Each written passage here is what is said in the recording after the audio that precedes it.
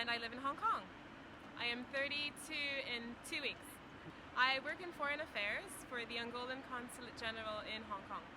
Oh my, in 10 years, I will be the president. Wait for it. I'll open my own company and appoint myself president. If I had $1 million for a social project, I would invest my money in education. I would invest it in primary education and secondary education, as well as, of course, scholarship for tertiary. But I think that it's really important for us to work on the foundation for kids so that they're literate and able to unleash their own potential. So education is the key to that. My biggest influencer must be my late father. He was such a wonderful man. He always believed in me and encouraged me to have the career I have today, and also quite an educated man. He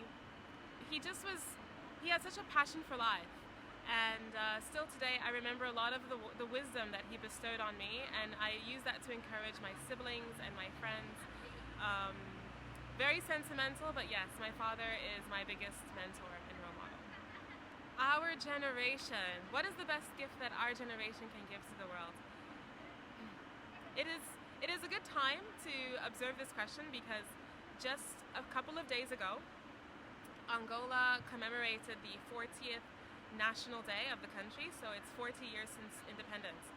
And I've been discussing with a couple of friends of mine the significance of this all, because not so long ago, people that were of similar age to us now, so it's the older generation, but of our age today, sacrificed for the liberation of our country.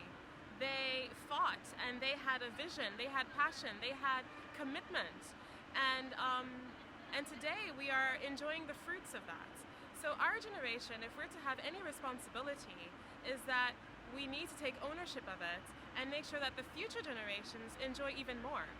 And our generation has enjoyed many pleasures. We've never had to lift any weapons, we've never had to suffer for the food that we eat, but we have many things to complain about. We're constantly complaining. Many young people today are entrepreneurs, and I commend that, but many young people today are also unemployed, and that is a tragedy.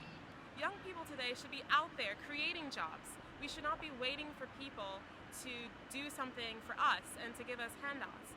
So our responsibility as the younger generation today is to do something of the freedom that we've inherited from the previous generation. We need to get out there and create jobs. We need to be industrious. We need to be innovative. We need to be creative. And so that's the message I have for our generation. The next big thing. It's something that has been brooding slowly. Some of you may know of the concept, I think the majority of people know, of third culture.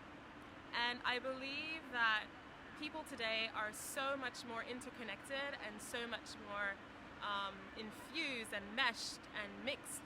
And the next big thing of future generations is that children will have an identity that is multicultural and with many facets, much heritage, very rich in heritage.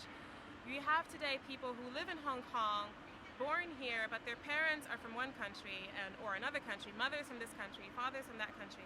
They grew up in Hong Kong and then they leave. They live somewhere else.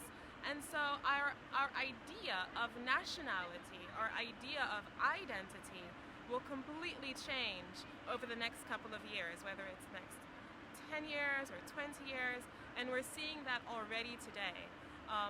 People are a lot more open to dating, but to marrying and to having children, creating a future with someone that is not necessarily where they grew up from. And that is going to be perhaps a catalyst to more peace in this world, because we'll all be related in some ways and a lot more understanding of different cultures. What do I like most about Hong Kong? It's so strange because Hong Kong in some ways has become home, but I'm not from here. I love that Hong Kong is urban, but at the same time it has a very chillaxed countryside feel when you go outside of the city center. And I think the best thing, like, everybody will comment about Hong Kong is the efficiency. Hong Kong is super efficient. Arrival at the airport, get your luggage, go through immigration. You can do all of that in 15 minutes. I don't know any other country where you can get out of the plane, go through immigration, collect your luggage in 50 minutes. So Hong Kong's super efficient. The transportation must be by far the best I've ever seen in the world. Whether it is underground with your MTRs or it's taxi, buses, trams, ferries, it's super. I love that about Hong Kong. I wake up every morning, and I thank God that I woke up every morning.